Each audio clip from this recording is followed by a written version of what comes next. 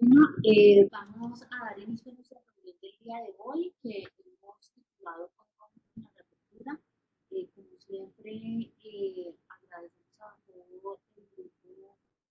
la Subdirección de Investigación que siempre hacen posible que tengamos este encuentro con todos ustedes. Hoy realmente lo que queremos contarles es un poquito cómo seguimos en las clínicas a la respuesta de la pandemia y cómo vamos con este proceso de reapertura de servicios. Vamos a hablar un poquito de las estadísticas, tanto nacionales como institucionales, y los datos que ya tenemos con los servicios que empezaron a tener una especial desde el punto de vista ambulatorio. Para el día de hoy, pues tenemos un consolidado en el mundo de casi 5 millones y medio de personas infectadas, confirmadas, y en el país 24.054 casos confirmados. Llevamos a la fecha 5 días en los que hemos oscilado entre 800 y 1000 casos diarios en el país, lo cual ya nos lleva en un franco ascenso de casos diarios. Tenemos 6.111 casos recuperados y 803 fallecidos acumulados. Cuando nosotros nos miramos en todo el panorama mundial de la pandemia, como les decía, ese número que ya superó los 5 millones totales y 355.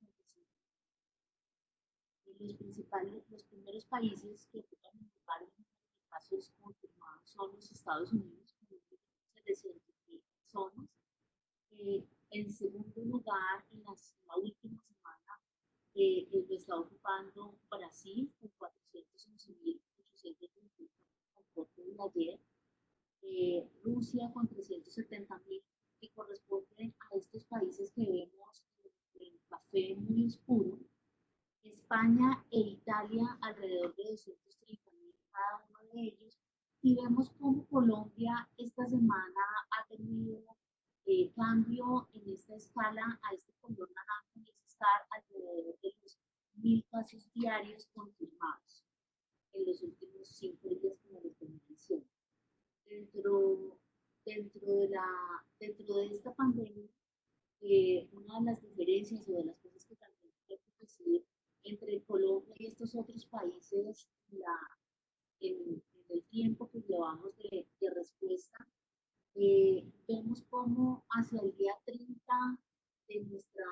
de nuestra pandemia como país, teniendo como día 1 el primer caso confirmado, que fue el 6 de marzo, llevábamos 1.485 casos acumulados positivos, mientras que para aproximadamente la misma época, tanto en España como en Italia, ya superaban los 28.000 casos para ese momento. Eh, cuando, cuando pasamos a las cifras que ya son propias de las dos instituciones, vemos cómo al corte el 26 de mayo las clínicas aseguraban ya 134 casos confirmados.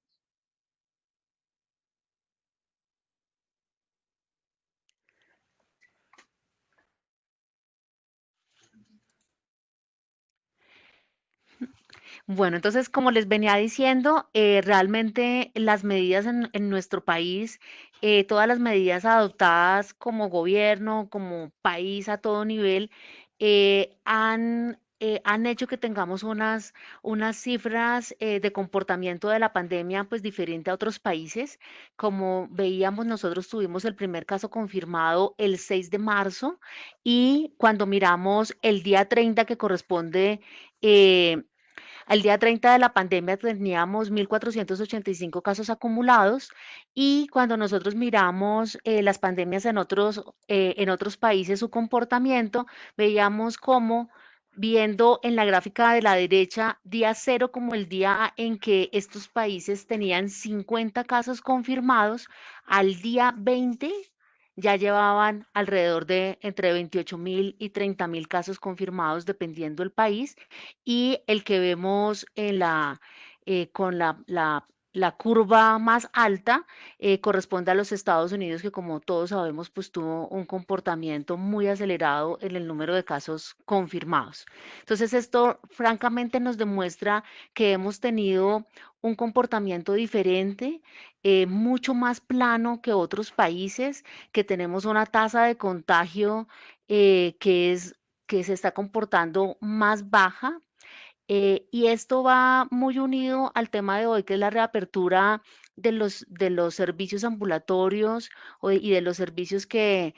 venían cerrados desde el inicio de esta emergencia, y es porque tiene que ver con el gran valor del distanciamiento social, del cumplimiento de la cuarentena, que va ligado estadísticamente al valor del cuestionario que estamos haciendo en todos los servicios sobre los síntomas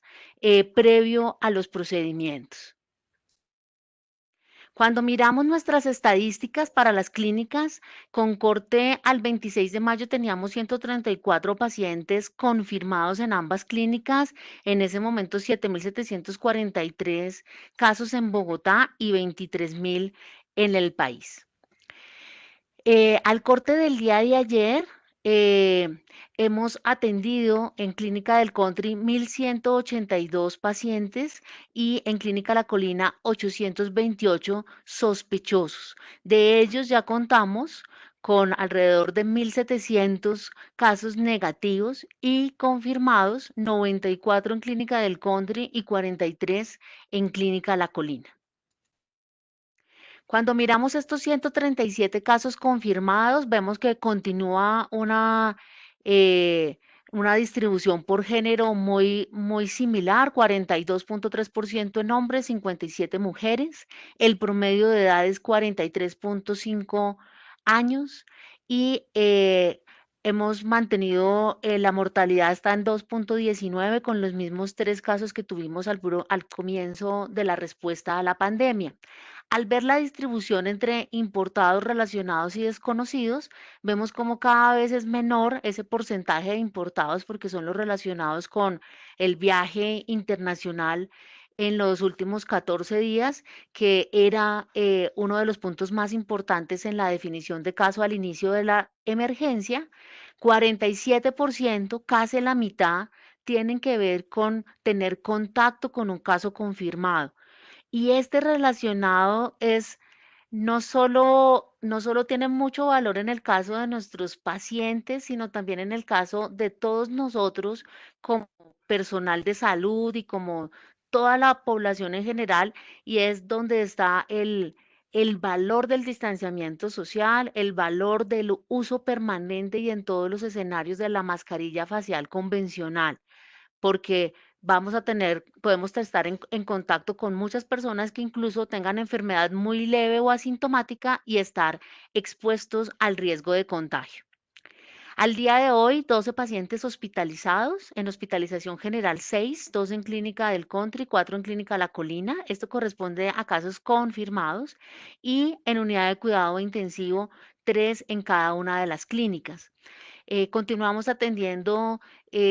los diferentes aseguradores y los primeros lugares pues los ocupan Compensar en un 31%, Colmédica y Colsanitas en el segundo y tercer lugar,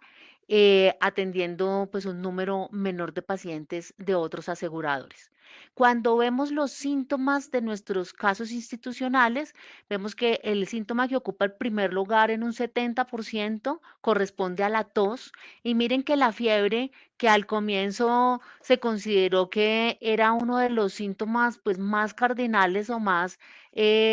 prevalentes, corresponde al 51.8% de nuestra cohorte institucional. Eso quiere decir que debemos permanecer muy alertas a otro tipo de sintomatología: odinofagia en el 41%, disnea en el 36%, cefalea en un 30%, y como insistimos todas las semanas, uno de los síntomas que, si bien no está en la definición operativa de caso del Instituto Nacional de Salud, pero sí dentro del consenso nacional, porque realmente lo vemos con mucha frecuencia, corresponde a la diarrea en un 21.9%. Obviamente esta diarrea no es de forma aislada, sino que habitualmente va ligada a la sensación de malestar general o de marcada dinamia, y en muchos de los casos de los pacientes que han tenido diarrea se ha asociado con la presencia de fiebre. Entonces, no la tenemos como un síntoma aislado, pero sí la debemos tener presente para hacer un interrogatorio ampliado cuando el motivo de consulta es la diarrea. Cuando vemos la severidad de la enfermedad, tenemos pues los dos escenarios, tanto el ambulatorio como el hospitalario. El ambulatorio hemos podido manejar al 57% de nuestros casos confirmados, siendo el 97% de ellos con una enfermedad no complicada, y en 2.5% se ha documentado neumonía leve para manejo en casa. Y del restante 43% que se han manejado de forma hospitalaria, tenemos enfermedad en piso, 31 casos con enfermedad no complicada, neumonía leve o neumonía grave, pero vemos que el principal motivo de hospitalización va a corresponder a neumonía. Y en la unidad de cuidado intensivo con 28 casos, lo que más ha predominado es el compromiso del estado de choque. Sabemos que en estos pacientes tenemos tanto la falla ventilatoria, un compromiso pulmonar muy importante, sumado a todo un compromiso inflamatorio sistémico. Cuando los vemos por grupos de riesgo y por grupos etarios, predominan en los menores de 50 años el 65% de nuestra población, seguida por la población entre 50 y 59 años con un 13.87%. Y al ver las comorbilidades que corresponden a factores de riesgo para enfermedad grave por COVID-19, en orden de frecuencia tenemos que la hipertensión arterial corresponde al 19%, hipotiroidismo y enfermedad pulmonar crónica alrededor de entre el 11 y 12%. La población pediátrica en el tiempo ha ido aumentando, aunque sabemos que los pacientes pediátricos hemos tenido 5 de ellos em, en total. Son pacientes que en términos generales no hacen enfermedad tan grave como el adulto, y tiene que ver básicamente con toda su fisiopatología y los receptores que tienen, sí, muy presentes la población hipertensa y cardiópata. Obesidad en el 7.41%, tabaquismo cercano al 7%. Diabetes mellitus en nuestro corte realmente es un porcentaje pequeño del 6%. En pacientes oncológicos, 4.44%, inmunosuprimidos 3%, y hemos tenido una gestante que ya tenía diagnóstico conocido al momento del ingreso a la institución. Con respecto al manejo, como ya habíamos visto, 78 recibieron el manejo completamente en su casa, 59 hospitalizados, distribuidos como lo acabamos de ver, 31 hospitalizados y 28 en la unidad de cuidados intensivos. Hemos venido contándoles cómo la respuesta a la pandemia pues nos ha enfrentado a diferentes retos. Dentro de esos retos, uno de ellos es realmente una gran capacidad de cambio, y el segundo, un gran trabajo en equipo. Y realmente estos dos retos los necesitamos todo el tiempo y los vamos a seguir necesitando seguramente por un tiempo largo, porque en la medida en que se va describiendo la enfermedad, describiendo este nuevo virus para el mundo, también van cambiando las diferentes recomendaciones y las diferentes medidas que debemos adoptar a todo nivel, tanto para los pacientes como para la protección a los trabajadores de la salud en las instituciones. Y como muchos de ustedes saben, este fin de semana se presentó uno de los grandes cambios en lo que veníamos haciendo con los pacientes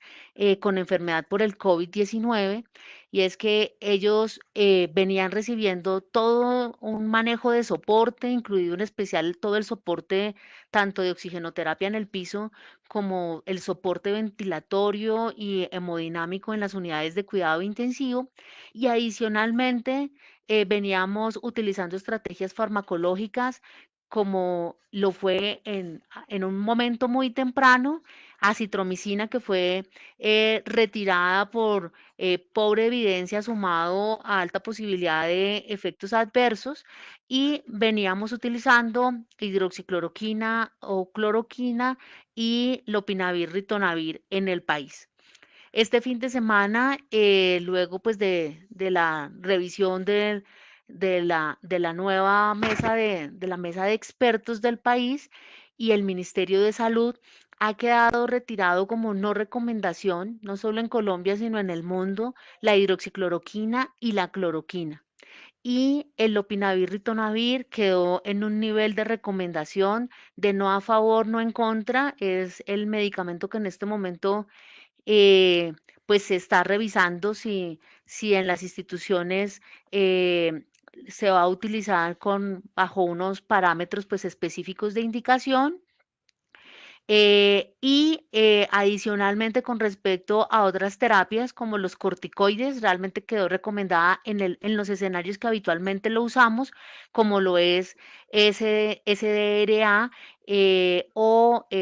estados inflamatorios como por ejemplo síndrome hemofagocítico. El tocilizumab también quedó como recomendación no a favor, no en contra, y otros medicamentos como el remdesivir, del cual en los últimos días o en las últimas semanas se ha estado escribiendo pues muchísimo. En este momento es un medicamento con el que, por un lado, el país aún no cuenta, y segundo, pues estamos muy atentos a la evidencia científica, siempre tratando eh, pues de alinearnos con darle el mayor beneficio posible a nuestros pacientes. De los 28 pacientes que han estado en las unidades de cuidado intensivo de las dos clínicas, en este momento 6 están hospitalizados en esta área, 15 están en su casa, 4 están terminando su proceso de recuperación en hospitalización de piso, y 3 fallecidos. Y como les decía previamente, casi 65% de ellos han cursado con falla ventilatoria, y otras de las complicaciones que han tenido han sido cardíacas, falla renal, falla orgánica múltiple y falla hepática. Luego de ver un poco cómo vamos en este momento de nuestros pacientes con infección confirmada por COVID-19, queremos contarles un poquito acerca de el reinicio de algunos de los servicios, dentro de ellos el reinicio de la operación quirúrgica y el reinicio de los servicios de servicios ambulatorios. Y aquí queremos hacer un paréntesis. Esta es una de las versiones preliminares de cómo hacer un correcto aislamiento preoperatorio en casa durante 14 días. Estamos en la última revisión con el acompañamiento de algunos de los jefes de servicio, pero quiero detenerme un poquito porque todos los que estamos conectados y todos los que estamos vinculados a instituciones de salud con frecuencia, muchas personas nos preguntan por algunas recomendaciones para cuidarnos mejor en casa, y más si tienen algún tipo de comorbilidad o si van a ser llevados a algún tipo de procedimiento, ¿qué les podemos recomendar? Y entonces, en las clínicas hemos diseñado esta herramienta o que resume estas recomendaciones. Son basadas en tanto en las recomendaciones del Ministerio, de la Organización Panamericana de la Salud y de la Organización Mundial de la Salud. Dentro de ellas es que sabemos que el periodo de incubación promedio para el COVID-19 está entre 7 y 14 días, y por eso es tan importante que ese par de semanas antes de, en especial, un procedimiento invasivo, podamos aumentar un poquito nuestro nivel de cuidado durante la cuarentena, sabiendo que también para todos es claro que si somos llevados pues a un procedimiento durante una infección o cursando por una infección por el COVID-19, se puede aumentar nuestro riesgo de complicaciones. Entonces,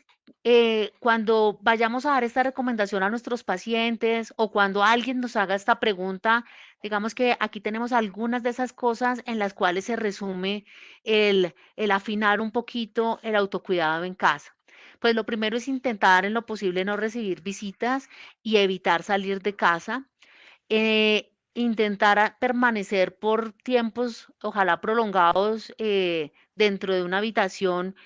solo o con máximo un acompañante. Y cuando estamos en la habitación debemos procurar tener la puerta cerrada, pero la habitación ventilada, es decir, con las ventanas abiertas. Em,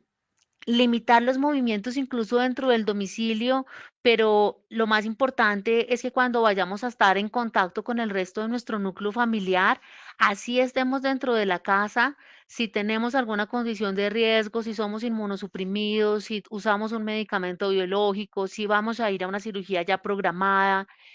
si estamos recibiendo quimioterapia, pues debemos, incluso dentro de nuestra casa, utilizar nuestra mascarilla facial convencional y tratar de mantener en lo posible esa barrera de distancia de los 2 metros de distancia. La limpieza dentro de nuestro hogar, pues debe ser la limpieza de superficies utilizando alcohol al 70% y los pisos y otras áreas con hipoclorito de uso doméstico.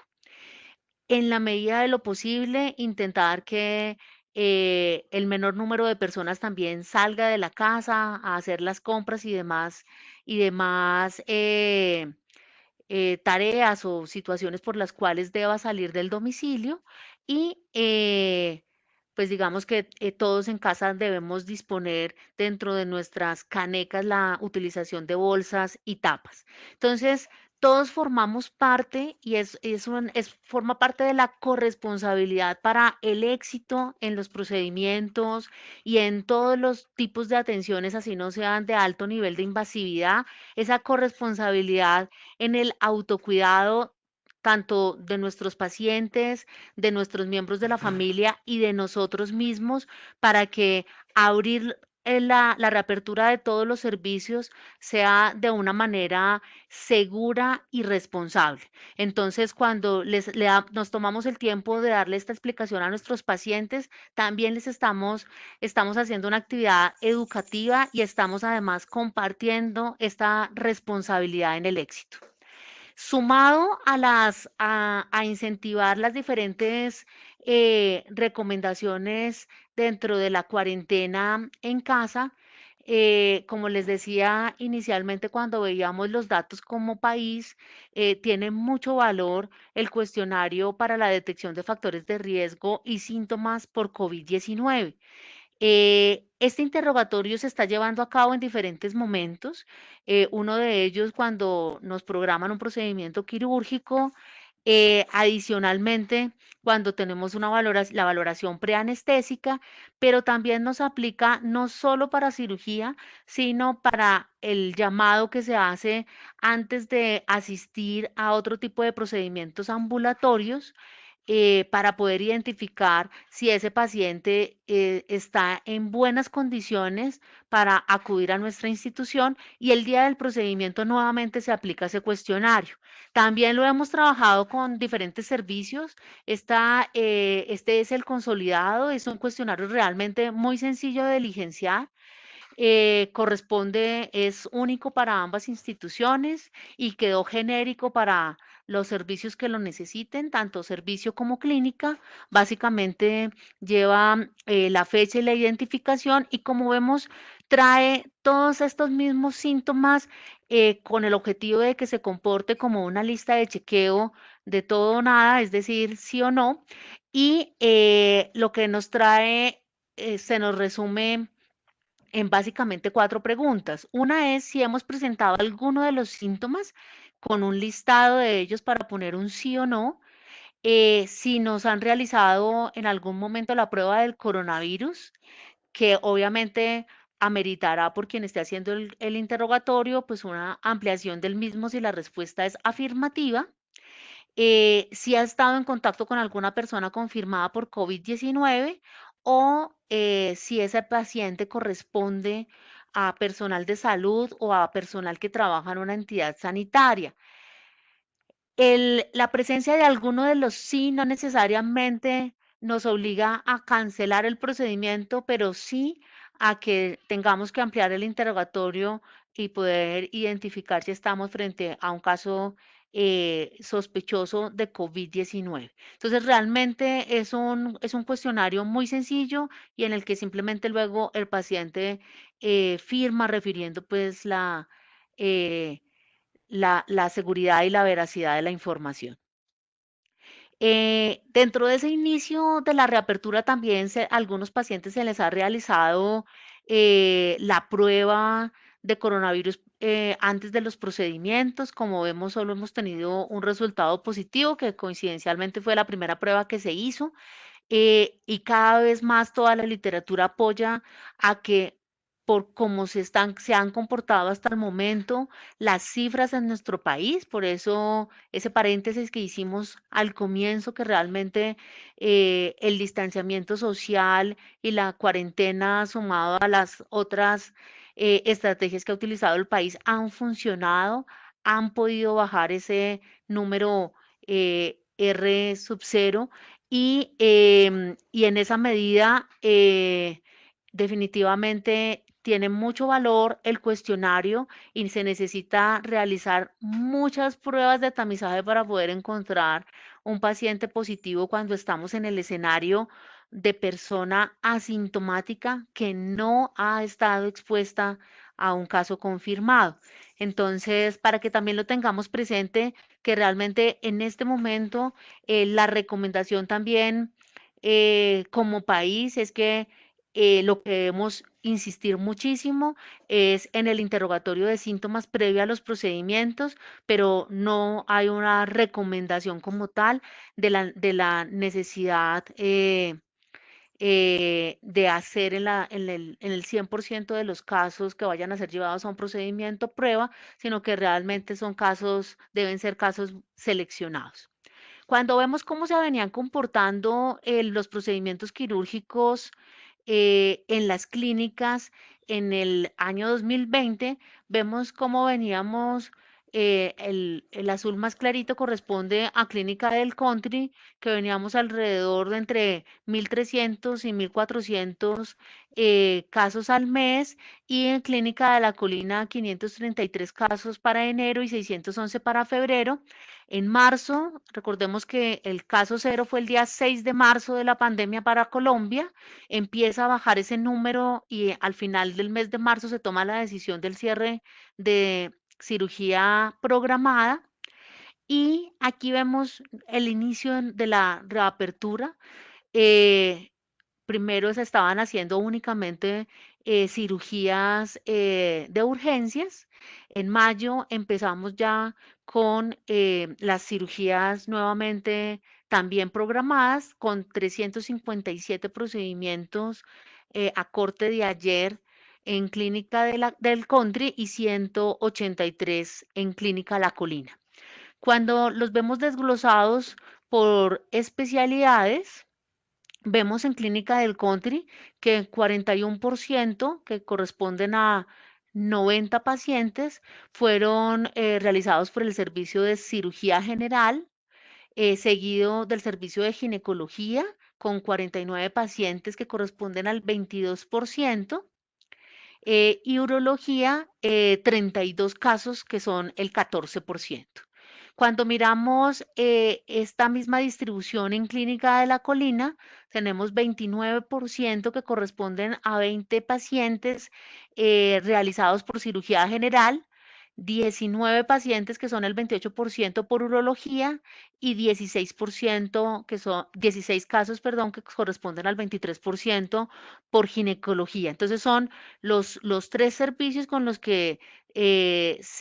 digamos que están liderando este primer inicio de la reapertura de servicios quirúrgicos programados en las instituciones, sin decir que igual llevamos 27 casos de ortopedia, 12 de neurocirugía, 10 de cirugía pediátrica, en Clínica La Colina 8 por ortopedia, 5 por otorrino. Entonces realmente se está haciendo todo un ejercicio liderado por la jefatura de quirófanos junto con los diferentes jefes de los GIES y jefes de servicio, siguiendo una junta prequirúrgica muy juiciosa, con también participación del área de infectología y el gran mensaje con respecto a la reapertura quirúrgica es básicamente ese, es que ha sido una reapertura programada, responsable, utilizando un score muy bien establecido que ya se los presentamos en otra de nuestras presentaciones, utilizando el cuestionario que ya lo hemos simplificado y lo hemos ido madurando y trabajando, dando recomendaciones claras de autocuidado en casa. Y también otros servicios han empezado su reapertura, como son servicios ambulatorios, dentro de ellos imágenes diagnósticas, cardiología. El día de ayer inició gastroenterología, oncología ha permanecido trabajando todo el tiempo. Sabemos que es una población en la que es muy importante no perder el pronóstico de su enfermedad de base. Y algunos de los datos que traemos de estos otros servicios ambulatorios corresponden, traemos los que corresponden a radiología para el día de hoy, 225 procedimientos de rayos X, 73 mamografías, 37 PET scan, 614 ecografías. Entonces, como vemos, llevamos muy poco de la reapertura y ya nos acercamos a los 1000 procedimientos. Poco a poco les iremos contando cómo otros grupos también van creciendo en los procedimientos y en los diferentes servicios ofertados eh, en, a nivel ambulatorio y programado. Para finalizar, traemos adicionalmente algunos de los consejos de distanciamiento social en los cuales hemos insistido muchísimo porque realmente forma parte es la principal herramienta de protección para el personal de salud, sumado a la estrategia multimodal de higiene de manos, que es nuestra estrategia de oro en la prevención de infecciones, y adicionalmente a todo lo que ya hemos trabajado en el uso correcto y en el retiro correcto de los elementos de protección personal. Pero una de las cosas que también nos ha enseñado la pandemia a nivel mundial, nacional y local es que perdemos todos nuestros esfuerzos, todos nuestros entrenamientos, todos nuestros insumos en elementos de protección personal cuando hemos hecho todo perfecto con el paciente y en el escenario en el que no estamos en contacto con los pacientes, en ese escenario social, tanto dentro de la institución como comunitario, olvidamos esas medidas de prevención. Em, la mayoría de los casos de personal de salud con infección confirmada por COVID-19, realmente la única explicación a riesgo de contagio que tienen es una exposición de tipo social, y por eso en el comunicado de ayer de recursos humanos que hoy queremos compartir dentro de la presentación, se ha insistido mucho en estos consejos de distanciamiento social. Entonces, lo primero, debemos seguir todos los lineamientos del ministerio. Ayer, pues, hubo nueva comunicación sobre la extensión de la emergencia nacional por 3 meses más, con los diferentes ajustes a las diferentes poblaciones de riesgo, con los principales cambios en los adultos mayores y algunos cambios también para la población pediátrica, en especial en la posibilidad de hacer actividad física al aire libre. Entonces, debemos seguir siempre atentos a todas estas recomendaciones y lineamientos que no solo son para para los pacientes o para el manejo de ellos como tal, sino también muchas de estas recomendaciones son para nosotros como personas en general. Intentar al máximo mantener la distancia de 2 metros con otras personas, que es básicamente intentar como si pudiéramos extender los brazos y no entrar en contacto con nadie. Si es posible, pues utilizar domicilios en las compras para no tener que ir a sitios que eventualmente puedan estar concurridos, o si nos dirigimos a algún sitio a hacer personalmente las compras, no olvidar utilizar la mascarilla facial siempre, utilizar el alcohol y seguir pues todas las recomendaciones de lavado de manos y de ingreso correcto a nuestro domicilio. El uso del tapabocas o de la mascarilla facial debe ser permanente siempre que estemos con cualquier otra persona, no solo dentro de las clínicas. Si estamos en el transporte público, si estamos en nuestra casa, puede parecer a veces como un poco molesto mantener el uso de la mascarilla todo el tiempo, pero intentemos utilizarlo cada vez que estemos con otras personas y siempre guardando también ese margen de distancia, así tengamos la mascarilla puesta. Hay que evitar las congregaciones masivas, hay que evitar los grupos, cada vez todos nos hemos vuelto mucho más expertos en mil tipos de plataformas para comunicarnos a través de las pantallas, siempre confiando en que pronto vamos a poder volver a estar juntos de forma presencial. Alejarnos de lugares que sean muy concurridos, eh, asistir a las sedes administrativas solo en los casos requeridos y realmente no solo en los sitios administrativos, sino intentar estar en nuestro lugar de trabajo en un espacio que sea el más limitado, o sea, si no necesitamos estar transitando, si no necesitamos pasar por urgencias, si no necesitamos ir a otro piso, evitemos al máximo ir a donde no es necesario que vayamos. Y las clínicas continúan igual con la política desde el puro comienzo de la pandemia, que quienes pueden tener, quienes tienen un perfil que permite que puedan trabajar desde casa, así lo vienen haciendo. En lo posible evitar el transporte público y si lo vamos a utilizar, pues utilizar también los márgenes de distancia, la mascarilla convencional y evitar el uso de los ascensores, pero si los utilizamos, también hemos visto cómo tanto comunicaciones como infraestructura nos han ayudado mucho con una señalética en las clínicas en las cuales tenemos divididos los ascensores por unas líneas de color, las cuales nos dicen que dependiendo del tamaño del ascensor, solo nos cabe el número de personas que corresponde al número de cuadros que hay en el piso. En su mayoría, dependiendo del tamaño, solo 6 o 4 personas podemos estar dentro de un ascensor. Asimismo, la señalética que se ha puesto en los muebles que tenemos en las diferentes salas de espera, con verdes y rojos para que nos ayuden a recordar eh, que tenemos que mantener esa distancia entre nosotros. En las cafeterías, muy importante que en una mesa no puede haber más de 2 personas por mesa. Y aunque esto parecen detalles muy pequeños y como un riesgo de contagio muy bajo, realmente cuando vemos los diferentes estudios de casos, no solo en nuestras clínicas, sino lo que nos ha explicado y nos ha podido compartir nuestro ente de control, como lo es la Secretaría de Salud, realmente son escenarios en los que debemos seguir manteniendo todas nuestras medidas de distanciamiento social. Era lo que teníamos para contarles hoy.